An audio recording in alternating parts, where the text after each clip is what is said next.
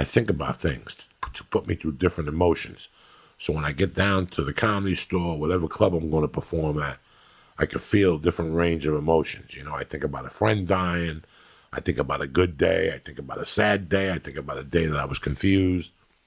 I try to do all those things so when I get on stage, I could try to give you more. And I always think about, sometimes, not always, I think about people that I was tight with here.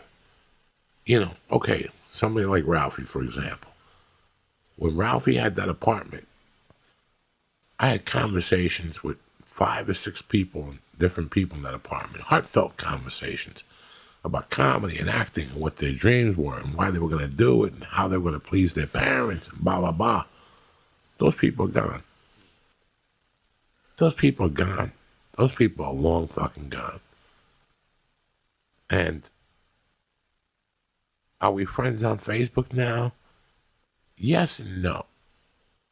Like, I'll communicate with them from time to time, but I could feel they're a little apprehensive towards me. Like they don't know what I'm going to say. And I have no judgment for them.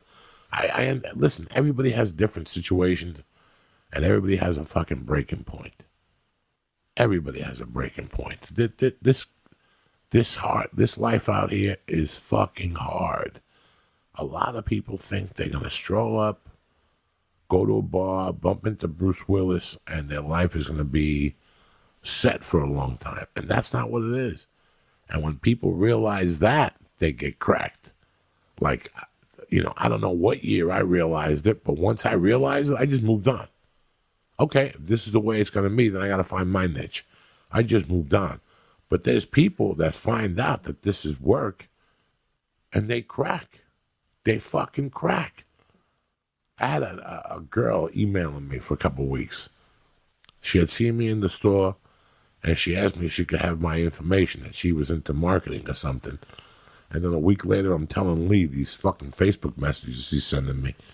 And what she basically wanted, what she thought was, let me tell you how crazy people are. She thought that I was going to grab her by the hand, walk her into an agency. This is no lie, people. And that the agency was going to pay for her headshots, pay for her acting class, and I mean, when she told me this, I almost shit my fucking pants. And I had to ask her to her face at the comedy store. Like, when she was telling me this, I go, who told you this?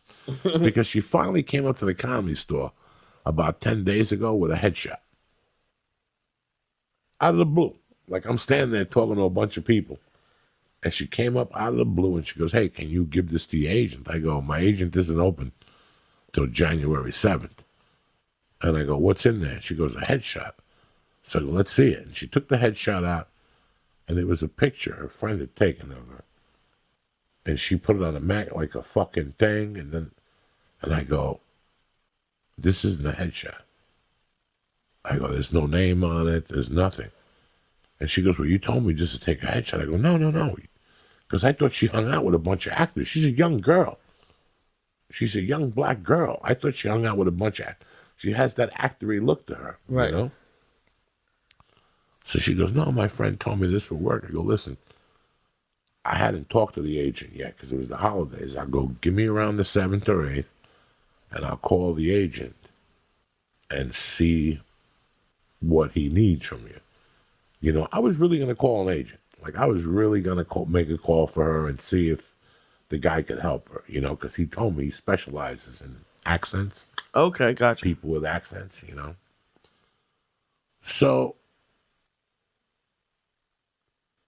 after the headshot was when she told me that if I get another headshot, does this mean, and I'm not doing her accent, I don't know what the fuck her accent is.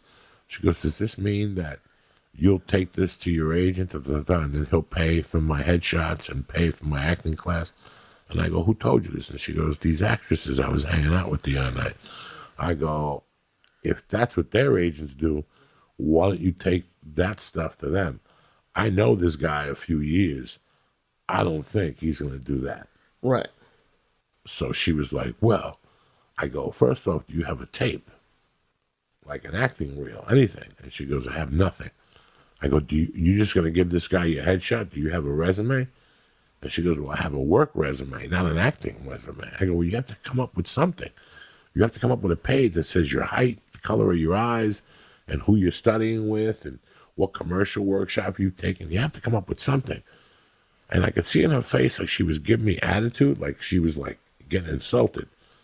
And I go, what do you expect of her? That this is the only guy I know that I could say this to theatrically. Like and it just so happens that he called me out of the blue. Because with the Fox thing, he called me out of the blue to congratulate me. And we started talking. And I go, where are you working? And he told me. And he goes, we specialize in kids and accents. We're looking right, for people. yeah. I go, you don't sign comics? He goes, unless they're like, like from England and stuff like that. Right. That's what we specialize in right now. So I said, okay, whatever the fuck, So I was going to send her down there. He's down in Wilshire. It's a small office. After she told me that, I'm like, no. So I called him after the break, and I didn't even bring her up. Like, I didn't even bring the girl up. And then she called me, and that's when she hit me up on Facebook. She didn't call me. She hit me up on Facebook, and that's when she goes, I was really upset by a conversation the other night. I was told agents pay for all your stuff. Maybe you don't want to help me. And I go, I do want to help you, but you have to understand that I have my own problems and I have my own dilemmas. If I'm going to give somebody a package, it's going to be the correct way to give them a package. I go, and then I told her the truth. I go, I did speak to him. He does want a reel. He does want a resume.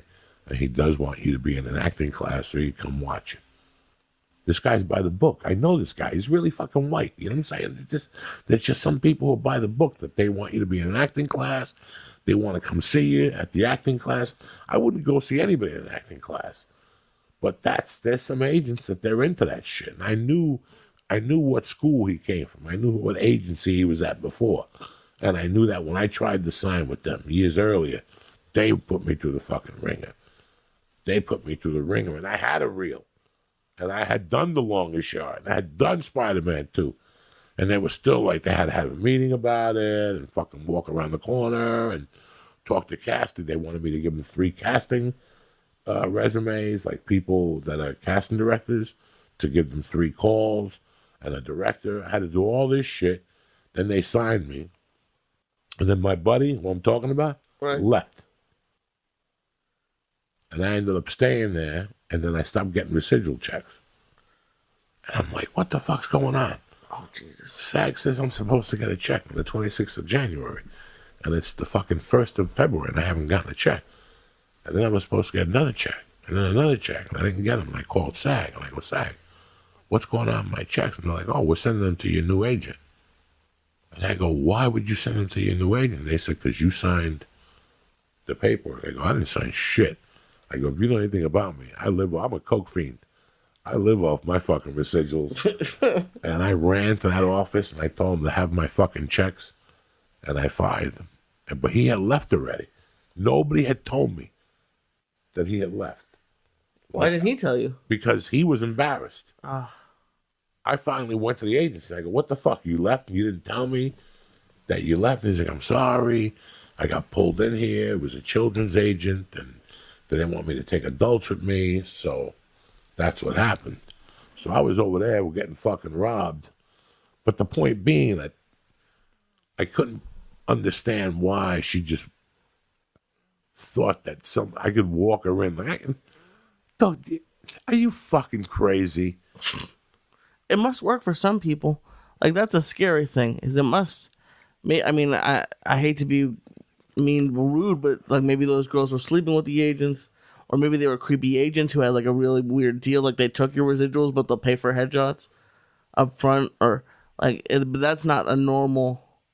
And that's the weird thing about every job in this town is there's really not a pecking order. You just kind of you get in at the bottom level and you work your way up, but there's no.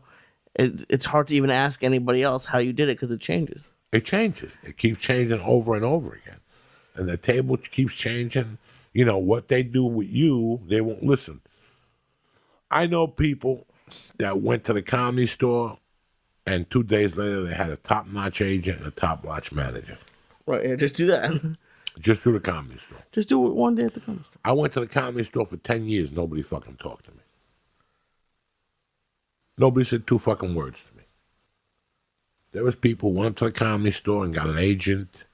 And then I got a commercial agent at the Improv. I'm not going to lie to you about that. And I got the best commercial agent at the time. The guy that got me the Taco Bell commercial and all that shit. SBV at the time were the best commercial agents in town in 97. And yes, I got very lucky with them. I saw them at Improv and they signed me. But theatrically, for movies and television, I couldn't get fucking signed by anybody. Nobody would fucking sign me. Nobody.